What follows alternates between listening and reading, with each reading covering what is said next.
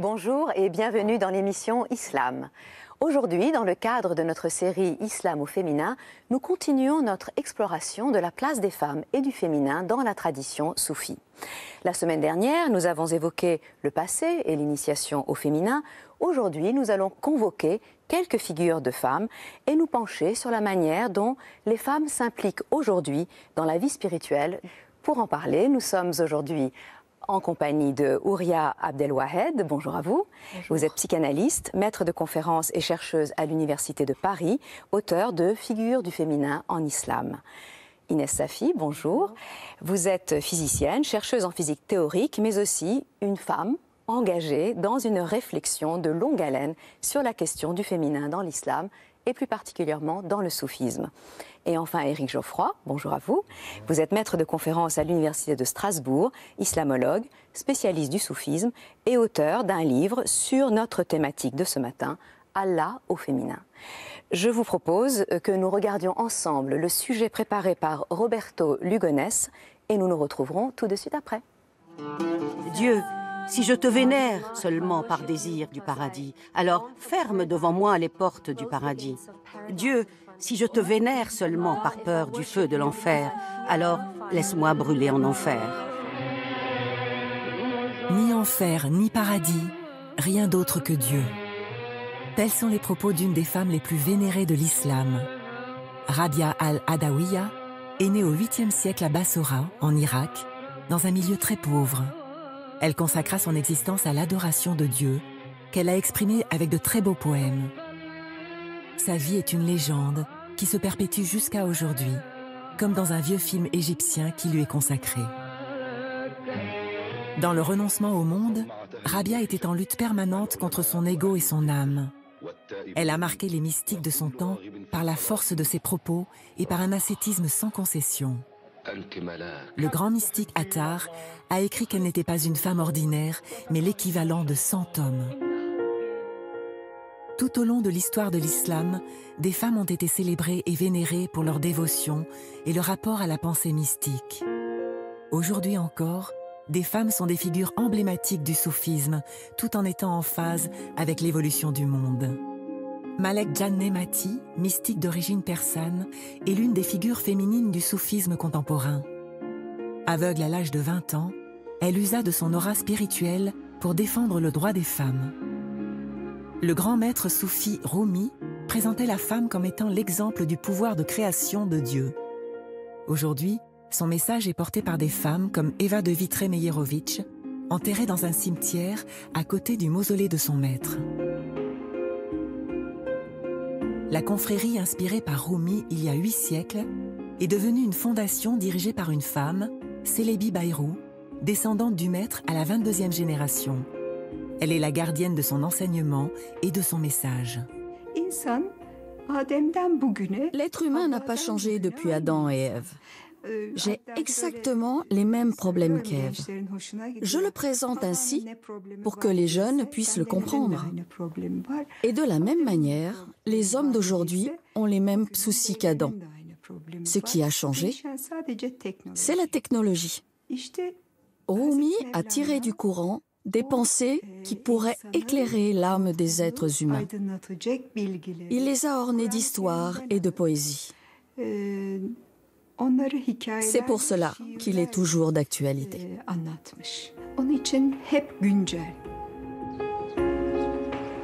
Comme aux origines de l'islam, c'est à travers les femmes que la tradition se perpétue. Alors, une réaction à ce sujet, Éric Geoffroy? Alors, bien sûr, Rabia, qui était visitée par les plus grands hommes religieux de cette époque. Donc de son époque, elle est morte en 801, donc c'est un moment très très précoce. Et il y a une anecdote célèbre qui est apparemment historique où on dit qu'elle se promène en ville avec une torche et un seau d'eau, une torche pour éteindre, pour mettre le feu au paradis, et un seau d'eau pour éteindre les flammes de l'enfer. Pourquoi? Elle dit à tous les croyants, y compris aux hommes, vous adorez là encore des idoles, puisque le paradis et l'enfer sont encore des créatures. Donc elle va être le symbole, l'archétype de l'amour désintéressé, pour Dieu. Donc une grande force spirituelle. Et elle était appelée d'ailleurs Taj el-Rijal, le diadème des hommes de Dieu, mais je n'aime pas traduire comme ça, parce que Rijal a un sens supra-sexué. Donc le diadème de l'humanité. Des êtres spirituels. Oui, c'est ça. Voilà, ce sont des hommes qui l'ont appelé ainsi. Ouria Abdelwahed, je crois que vous avez un attachement particulier pour ce personnage de Rabia, à bien des plans. Oui, parce que, comme le disait Éric Geoffroy, il y a Massignon qui a écrit sur Rabia, mais nous devons une très très belle biographie à Abdelrahman Badawi. Elle aurait été une fille de joie à Bassora et elle était maltraitée par son maître et un jour elle a fait une chute et donc c'est cette chute-là qui a inauguré, on va dire, le mouvement spirituel de Rabia. Elle est devenue vraiment une femme mystique. Mais ce qui est très intéressant avec Rabia, c'est que si elle était morte en 135 de l'Hégire, ça veut dire que c'est elle qui a inauguré la mystique de l'islam. C'est quand même ce qui n'est pas rien. Et effectivement, c'est une femme qui disait que ferais-je d'une Kaaba? Je veux le Dieu de la Kaaba. Ou bien, Seigneur, les lumières sont éteintes, l'amant a rejoint son amante et moi je t'attends. Enfin, c'était vraiment de très très belles paroles où elle était la fiancée de Dieu et ce n'est pas rien dans une société non seulement masculine, mais une société qui vénère un Dieu transcendantal. Donc vraiment, elle a bouleversé en fait la scène religieuse. Oui, et ce qui est très intéressant aussi, c'est qu'elle a bouleversé le vocabulaire finalement de la mystique, puisque c'est quand même extraordinaire, Inès Safi, qu'une femme ait formulé pour la première fois ce qu'on appelle la mystique de l'amour, c'est-à-dire parler de Dieu en termes d'amoureux, enfin d'amants, d'aimer et d'amoureuses. Alors j'ai beaucoup d'admiration que je partage évidemment avec vous tous de Rabia, mais je pense que à propos de sa biographie, il y a quand même certains doutes, surtout son statut de fille de joie. Le fait, par exemple, aussi qu'elle ne soit pas mariée. J'ai même lu un manuscrit, un ancien manuscrit à Marrakech dont j'avais pris connaissance où on parlait de son mari. Donc, en fait, les éléments biographiques ne sont pas du tout certains. D'ailleurs, comme toujours dans ces récits-là. Après, effectivement, c'est très intéressant aussi de voir la place, la vénération que lui accordent tous les maîtres spirituels par la suite. Et à ce propos, il y a par exemple le grand érudit Jami, qui est un Afghan, il parle du fait, de sa supériorité par rapport à tous les hommes qu'il a connus. Donc c'est quand même important de le mentionner. En fait, il y a une sorte d'unanimité sur son statut. Oui, elle est vraiment... quand même qui perdure jusqu'à nos jours. Oui, c'est une figure centrale, Éric Geoffroy, mais vous montrez précisément dans votre livre que ce n'est pas la seule. Donc ces femmes maîtres spirituelles, c'est une tradition qui existe et est-ce que vous pensez que finalement la société musulmane est capable de le reconnaître, que la femme, eh bien, elle peut être un maître? Alors, ça a été le cas à certaines époques. Je mentionne au cours des siècles une Tunisienne, Aïcha El Manoubia, qui est morte en 1280. Voilà. Et alors, elle s'appelait elle-même, elle a été surnommée, bon là il y a toute une tradition également écrite et orale, mais elle-même s'appelait Koutbat al-Rijal, c'est-à-dire le pôle spirituel des êtres, des hommes de Dieu, quoi. Vous voyez, donc elle était reconnue, il y a un culte qui s'est développé après sa mort, etc. Voilà. Et puis on parcourt les siècles, en effet, et moi j'en viens dans mon livre à... j'ai eu des entretiens avec 5 femmes, Sheikha, qui ont un rôle de maître spirituel actuellement, donc qui sont vivantes, et que je connais, 2 en Turquie, une aux États-Unis, une en Autriche et une au Liban. Bon, je le vois à travers ces exemples-là, c'est 5 femmes et d'autres, bien sûr. Je crois que nous voyons émerger de plus en plus de femmes ayant un rôle donc de guide spirituel et que la chose va se développer. Pourquoi? Par rapport à ce que je disais un petit peu la semaine dernière, c'est-à-dire qu'il y a cette nécessité de rééquilibrer ce masculin trop cérébral, trop mental. La femme est d'emblée plus sensible, elle va plus directement vers la spiritualité. Le plus souvent, l'homme a des barrières, a des défenses mentales. Donc la femme, et c'est ce que dit Ibn Arabi, et d'autres, il y a une transparence de la femme à Dieu et aux faits spirituels qui est plus affirmé chez la femme donc, que chez l'homme. Houria Abdelwahed, est-ce que vous avez une explication sur le fait que ces femmes aient été tellement extraordinaires et qu'en même temps, les hommes aient autant de mal à accepter l'autorité des femmes, sauf des hommes très exceptionnels comme Ibn Arabi? Ou Attar aussi, qui dans les mémorials de saints rend hommage à Rabi'a quand il disait, alors c'est toujours le terme, elle rivalisait avec les hommes d'élite. Donc, et c'est vrai que c'est lui qui a fait la première notice biographique, il me semble, sur Rabi'a. Après, donc, d'autres ont complété. Mais ce que je voulais dire tout à l'heure sur Rabi'a, quand je dis qui a vraiment, qui a ouvert le chemin, enfin le sentier de la mystique, c'est que effectivement il y a des femmes spirituelles, il y a des femmes qui ont été touchées par l'amour de Dieu. Mais Rabi'a, d'après Attar, a inauguré un mouvement aussi de pensée. C'est ce qu'on appelle le principe de non-contradiction quand elle dit de la Kaaba, ce lieu où Dieu n'y habite pas et ne l'a pas déserté. Donc, et Attar dira, c'est un mouvement qu'on ne connaîtra qu'avec Hallaj, c'est-à-dire beaucoup plus tard. Donc il y a quand même quelque chose qui caractérise Rabi'a. Alors pourquoi les hommes ont du mal à accepter D'abord, ils se trompent eux-mêmes sur leur féminin, il me semble. Ils n'acceptent pas ce féminin qui est en eux. Alors, c'est vrai que le titre de spiritualité et féminin, mystique et féminin, soufisme féminin, c'est très beau, parce que c'est vraiment le féminin de tout un chacun. Et qui dit féminin dit réceptivité, accueil, vacuité, le vide, c'est-à-dire se faire lieu d'acceptation. Et ça, ce sont vraiment des représentations du féminin qui sont convoquées.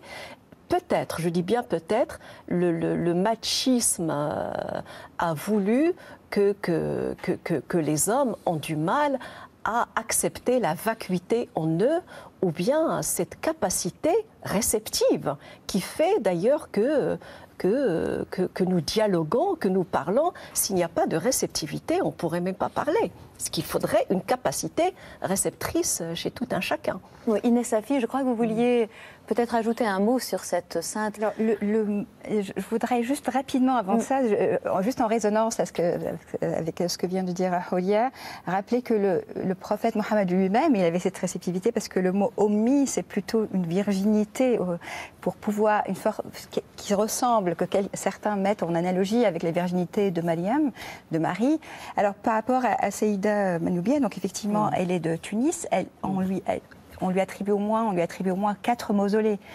Donc 2 à Tunis, dont un à Manouba, donc sa ville natale qui est à 6 km de Tunis, et 2 autres, un à Bizerte et l'autre à Kérouan. Et ce qui est intéressant par rapport à la vision des hommes, ils sont nombreux quand même à avoir cette vénération pour ces femmes, puisque un siècle après, donc elle est du XIIIe siècle, c'est l'imam de Manouba qui a consacré tout un livre pour sa biographie. Et les beys d'ailleurs tunisiens, en fait, visitaient son mausolée. Et certains ont fait construire ces mausolées. Et c'est quelqu'un qui se disait quand même Sayyidatu al-Rijal. Donc c'était quand même Sayyida dans le sens du seigneur des hommes spirituels. Donc c'est vraiment Qutb al-Aqtab, c'est le pôle des pôles. Et d'ailleurs, Ibn Arabi, pour revenir à lui, disait que les hommes et les femmes partagent tous les degrés spirituels, y compris celui de Paul.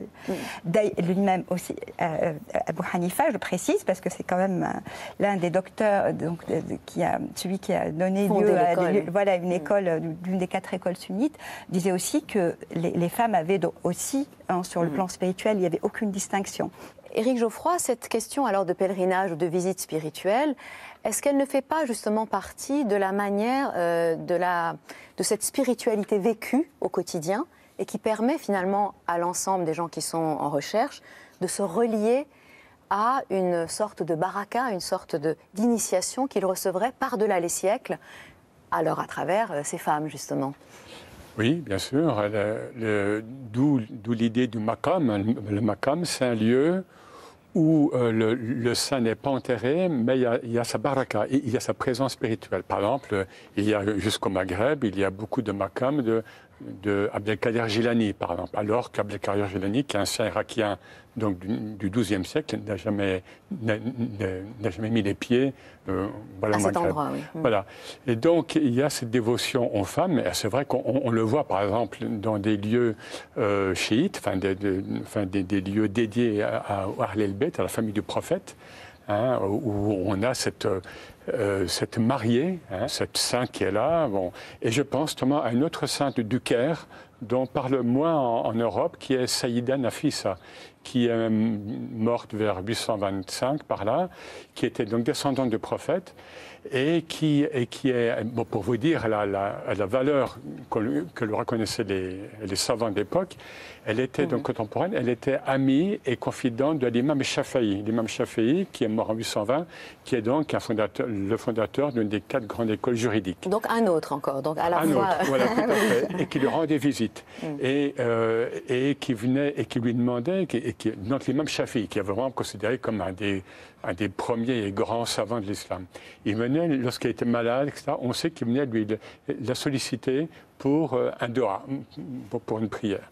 Voyez, et lorsqu'il est mort, il avait fait demander à ce que le cortège funèbre passe par la maison donc de Saïda Nafissa, qui est, et là nous avons des textes sur elle, considérée comme étant à la fois savante, voilà, je traduis de l'arabe, à la fois dans la fatwa, c'est-à-dire dans le domaine juridique, et dans le soufisme. C'est-à-dire, comme chez les hommes, évidemment, ce sont des êtres complets. Des êtres complets à la fois au niveau homme-femme, si je puis dire, et en même temps complets par rapport à leur démarche en islam. C'est-à-dire qu'ils conjoignent toutes les connaissances. Voilà.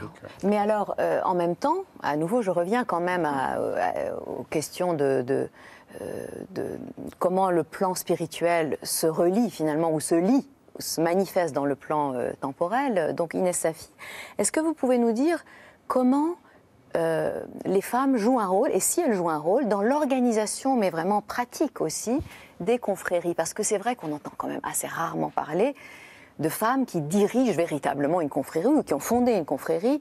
Or, la confrérie est quand même très importante dans le soufisme.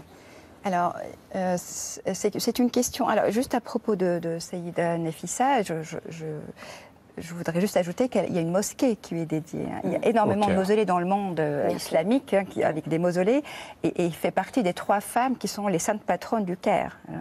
Donc c'est vraiment important à rappeler. Alors après, effectivement, l'organisation. Moi, je pense qu'il y a un rôle... j'ai quand même pris connaissance de plusieurs maîtres spirituels qui voulaient que ce soit leur fille qui soit l'héritière. Sur le plan spirituel. Mais il y a eu certaines oppositions à ce que ce soit des maîtres, en fait, que ce soit elles qui prennent le flambeau. Il y a plusieurs exemples de ce type. Et alors, ces oppositions, elles se font parce que ce sont des femmes, c'est ça? Oui, parce que ce sont des femmes. Oui. Voilà, donc voilà, on peut pas. C'est pas parce que ce sont des soufis que nécessairement ils acceptent d'avoir un maître spirituel une femme. Alors, pour l'organisation, je pense qu'il y a un rôle très important qui est joué à la fois. Parce qu'il y a eu aussi des initiations au sein des familles, c'est-à-dire que ce sont par exemple des mères qui initient leurs fils. Il y a des cas de Fatima de Nishapour, par exemple, qui a initié son mari. Donc elle, Abou Yazid el-Bostani, qui est un grand maître, donc en fait l'éloge. Mais il y a aussi Danoun el-Masri, qui est une figure très importante, qui dit que c'était son enseignante. Et ensuite, donc, sur le plan de l'initiation, elle joue un rôle très important, et je le rappelle de nouveau. Et sur le plan de l'organisation, ce qui est très important, je pense qu'il y a tout l'aspect des théophanies de l'islam. C'est-à-dire tout ce qui est les arts, il y a tout ce qui est les supports finalement de contemplation du divin, il y a le chant, la musique. En fait, on ne les prend pas en considération parce qu'on a envie d'avoir des traces écrites de ces femmes. Et alors qu'elles ont joué un rôle très important dans ce qu'on pourrait appeler comme une sorte de culture populaire, même si populaire paraîtrait un peu réducteur. Par exemple, même dans leurs activités au quotidien, même quand elles faisaient l'artisanat, par exemple, elles pouvaient exceller dans tout ce qui est artisanat, dans tout ce qui est à travers la poésie. En fait, il y a un champ pour chaque type d'activité.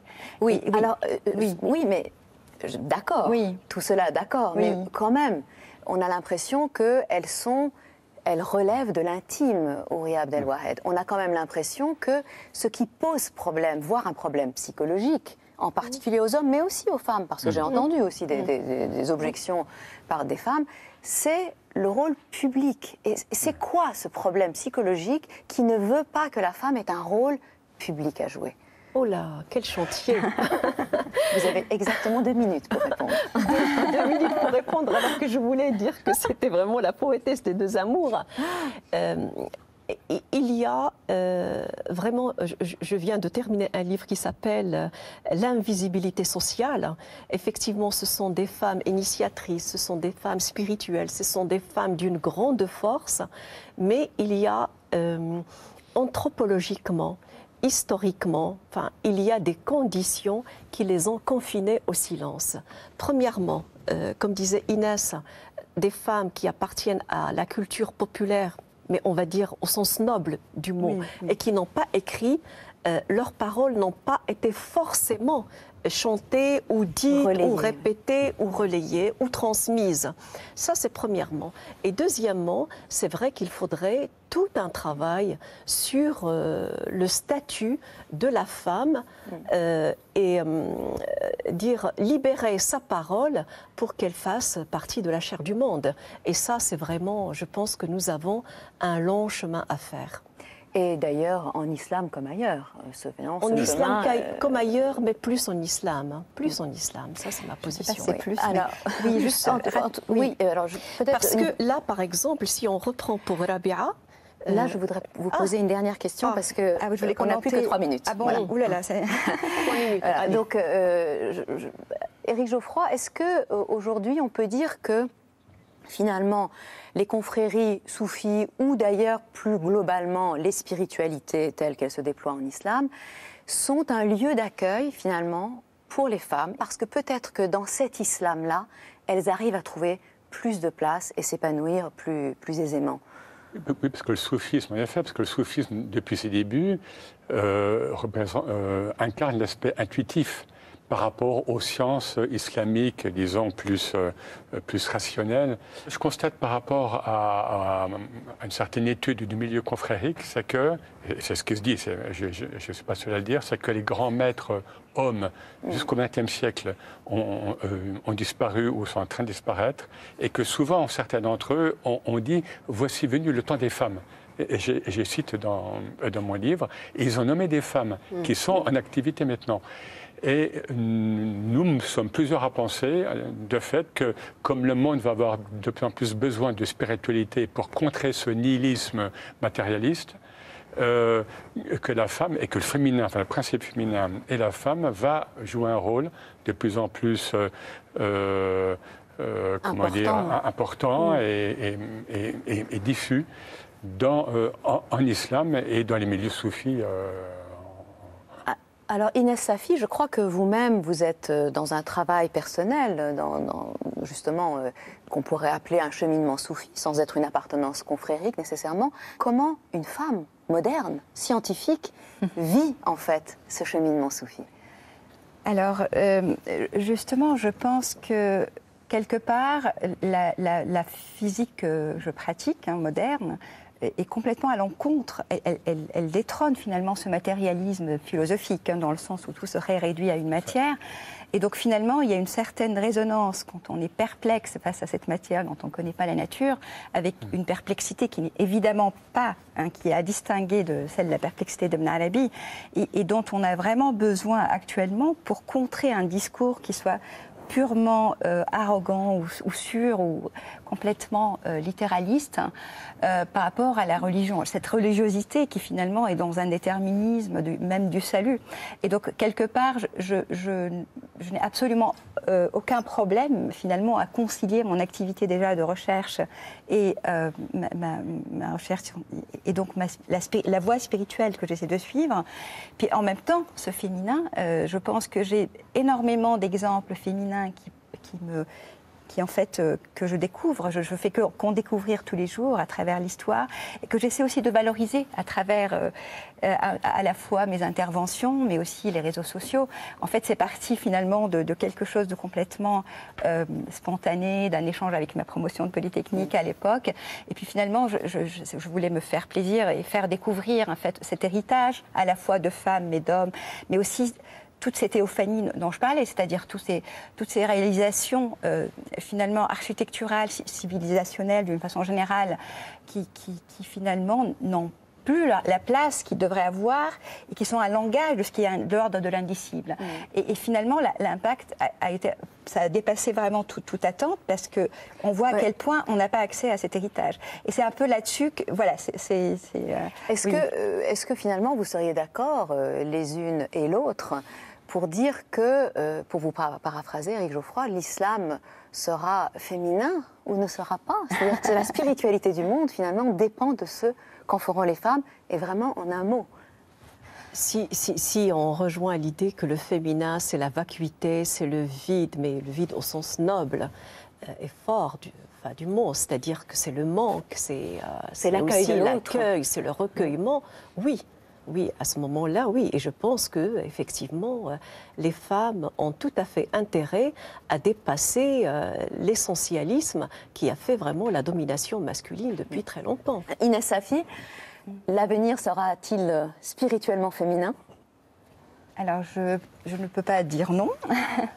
Mais je pense qu'il serait plus dans une sorte d'alliance, c'est-à-dire, en fait, c'est plus concevoir un féminisme qui ne soit pas un rejet de l'homme, ni un rejet de chacun de sa dimension féminine ou masculine. Et je pense que cette réconciliation entre hommes et femmes permettrait aussi à chacun de se réconcilier, pour la femme avec sa part masculine et pour l'homme avec sa part féminine. Et j'ai envie donc de dire qu'Allah vous entende. Alors pour continuer la réflexion, juste quelques suggestions de lecture. Donc de vous, Éric Geoffroy, Allah au féminin, avec ce très beau sous-titre, Le féminin et la femme dans la tradition soufie. C'est exactement dans notre sujet. C'est publié aux éditions Albin Michel. De vous, Ria Abdelwahed, Les femmes du prophète, c'est publié au Seuil, et ça célèbre aussi à sa façon une forme du féminin. Dans une traduction de Thierry Zarcone, les poétesses soufis de la confrérie Bektashi. Alors, en l'occurrence, elles sont, pour un grand nombre d'entre elles, anonymes, et ce sont des poésies donc traduites du turc, et c'est vraiment une lecture que je recommande parce que c'est extrêmement beau. C'est aux éditions Signatura. De Jean Anestet, Une femme soufie en islam, Rabia al-Adawiya, c'est aux éditions Entrelacs, et là c'est une somme sur toutes les traditions en persan, en arabe, qui ont raconté l'histoire de notre Rabia. En guise d'hommage, Abdelwahab Medeb, Instant soufi, c'est publié chez Albin Michel, et c'est le dernier livre donc du regretté Abdelwahab Medeb qui a si bien su penser à la fois le soufisme et le féminin. Et enfin, pour faire le point à nouveau sur ce que c'est que le soufisme finalement, comme mouvement spirituel, un texte d'un maître contemporain, donc Sagesse céleste, traité de soufisme, traduit de l'arabe par Manuel Chabry, et c'est publié aux éditions Entrelacs. Merci à tous d'avoir participé à cette émission.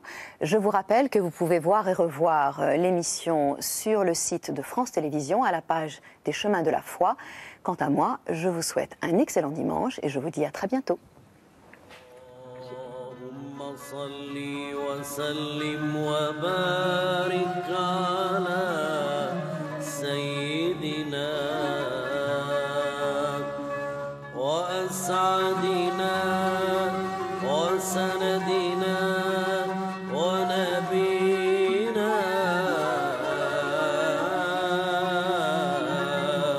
محمد